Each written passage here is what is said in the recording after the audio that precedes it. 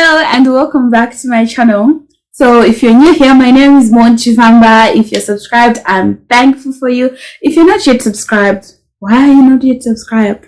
I talk about, on this channel, I talk about careers, money, and sometimes traveling, but it's all about careers, money, and finance. So if there is anything that is interesting to you, I beg of you to subscribe. I've been saying that most of my videos are watched by 60% people that are not subscribed to my channel. I'm not complaining about you watching it, but I'm just saying, please subscribe, make your girl happy. We're now on 2.5 subscribers and we're growing. We are on the road to 5,000 subscribers and I'm so happy, couldn't be happier. So in today's video, it's a build up from last time's video. I did a video of what I wish I knew before I started doing my articles, but in today's video I'm going to do we're going to talk about how I changed because of articles, because I honestly have said that the person who went into articles and the person who loved articles are totally different people. And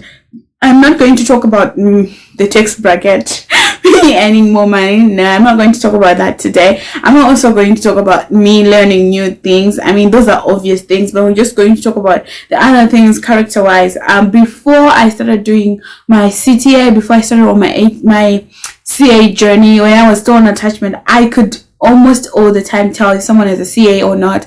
I remember that one of the chief internal auditors was a chartered accountant, the others were not, and I always knew there was something about him, and I always asked him, are you a CA? And you'll say no. Then I think I didn't know a better way to find it. Then I think the last week before I finished my attachment, then he told me he was a CA, because the way he carried himself, it just was uniform to the other CAs that I had come to know about. So I think CAs have almost a similar character, and I think it all comes from them, especially the CAs that train the same. CAs that train in the big fours, they all have like almost similar character. So I thought I should sit down and also tell you guys how my character was changed out of me being in the big four. So stay tuned for that.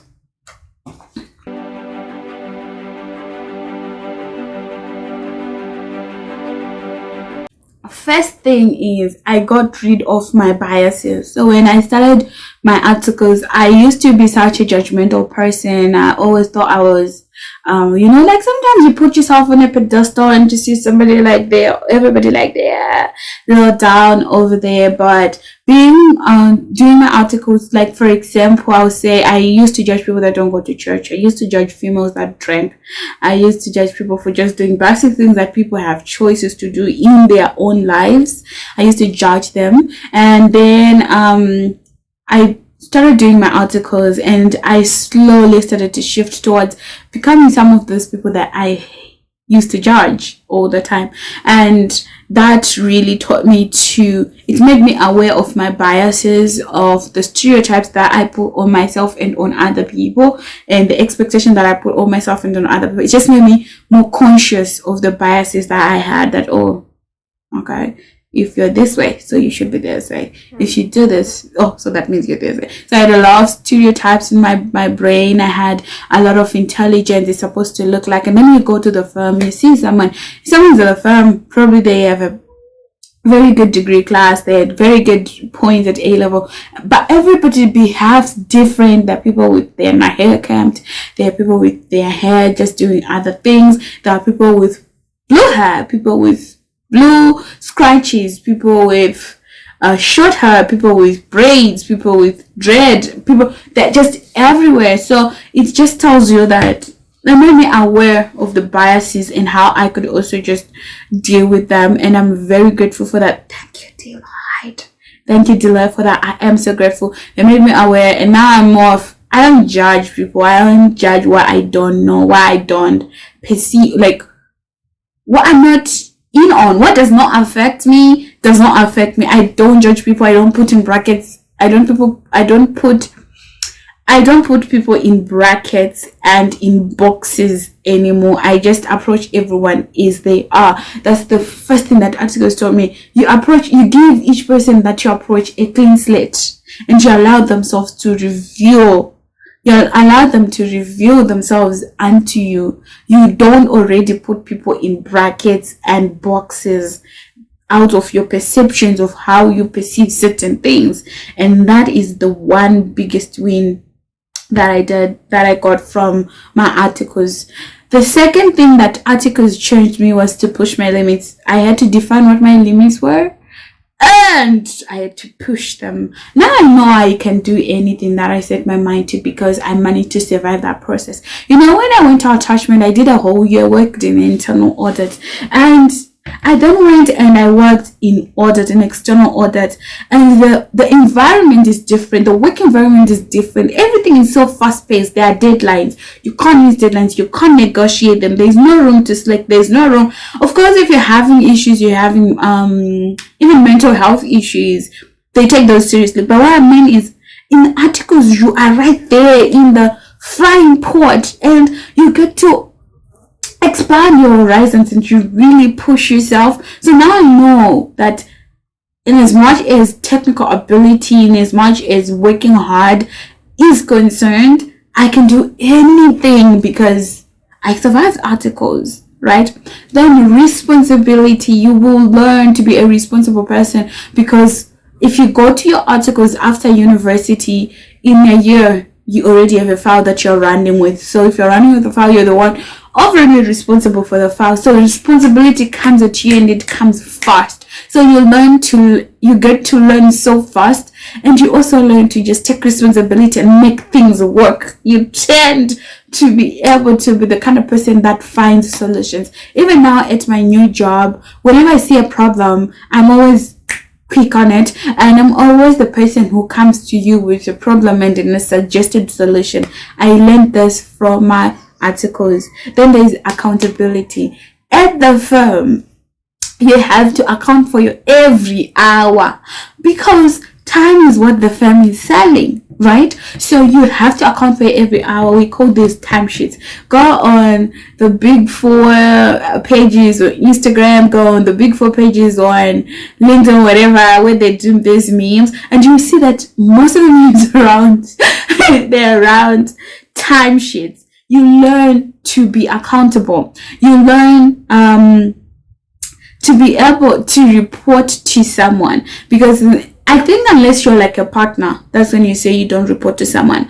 And there are only like how many partners? Less than 10 partners for example, the firm that I was at. So even if you're a partner, you have like a managing partner. Even if you're a managing partner, you also have the global to report to. So you learn accountability, you learn to take responsibility for things, and you learn to be accountable for them. And that is, to me, very good. Then the other thing is communication.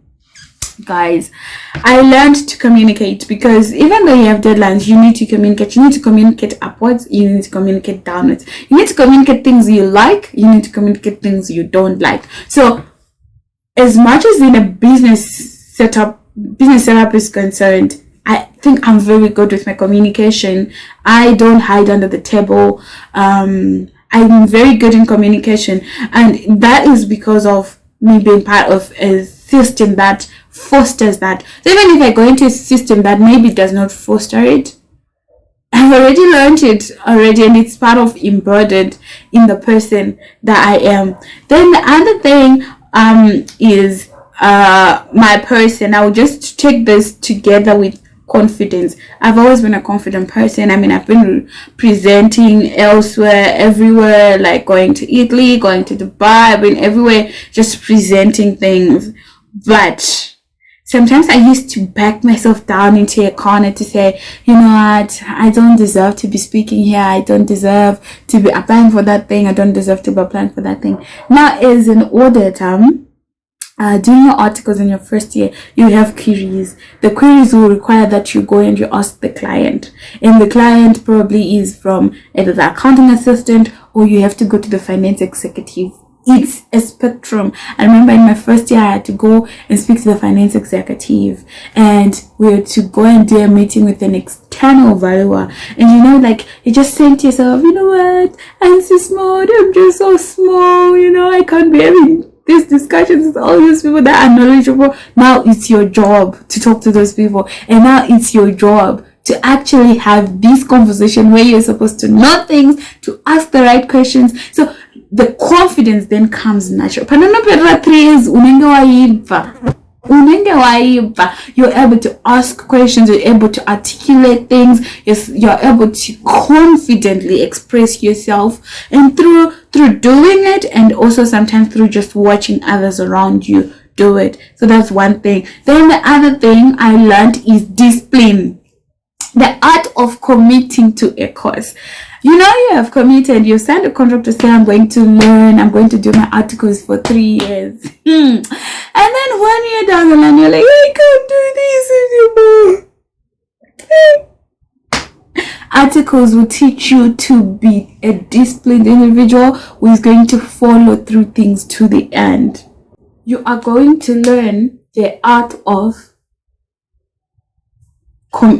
committing to things and following through with them, be it your studies, be it your work, your files, your client commitments, and then this then transcends to your life in general. Then you learn to be a lifelong learner.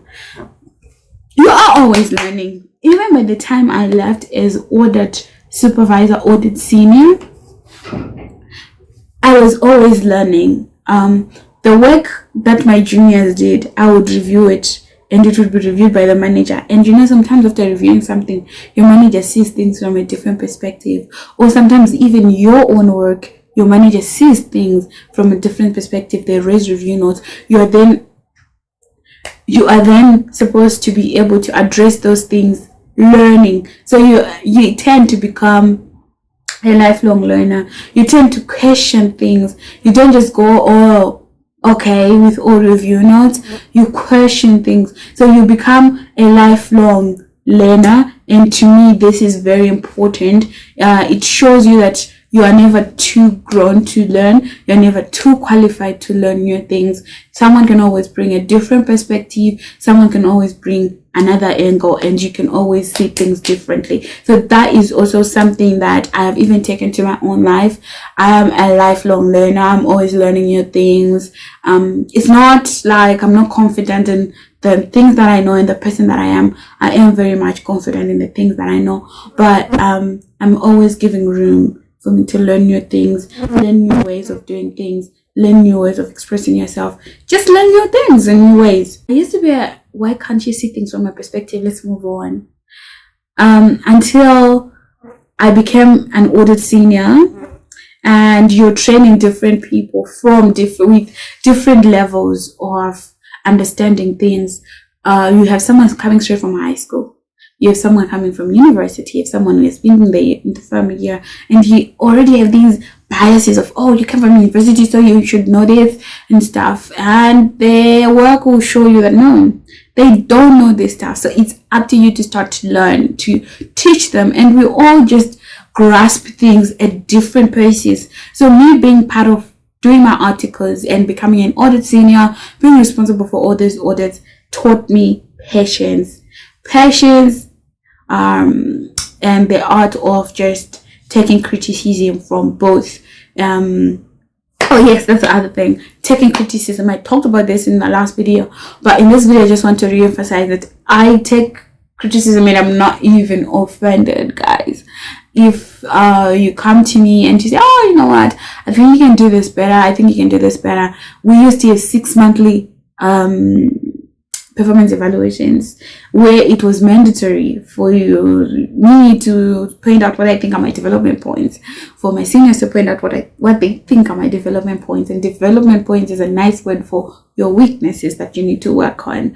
And day by day you get guidance to do work. After you're done with your work, somebody looks at it and says, is this okay, is this not okay? So honestly, I am very good with taking criticism from whichever way, but I'm also very confident in my opinions that I reach. I'm very confident in them. So it's really a very nice balance, and I think that is why a lot of CAs tend to behave the same in the workspace, and I don't blame them. I think it comes with doing your articles. Alright, that brings us to the end of this video. Thank you so much for staying around. So I had forgotten, I only realized this when I was now editing, that I glorified my article's experience and I did not talk about how it changed me in a not so nice way. So, for example, I'll give you, before I started my articles, I didn't drink. I used to actually judge people who drink, but after articles I was drinking because it was also part of my coping mechanism.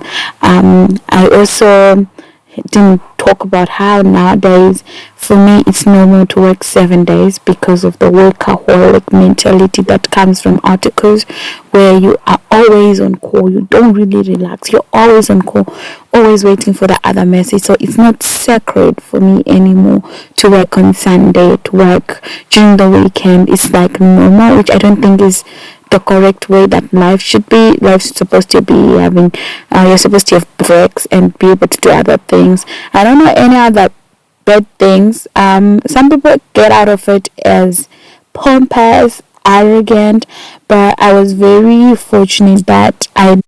How did your articles experience change you, or what did it do for you?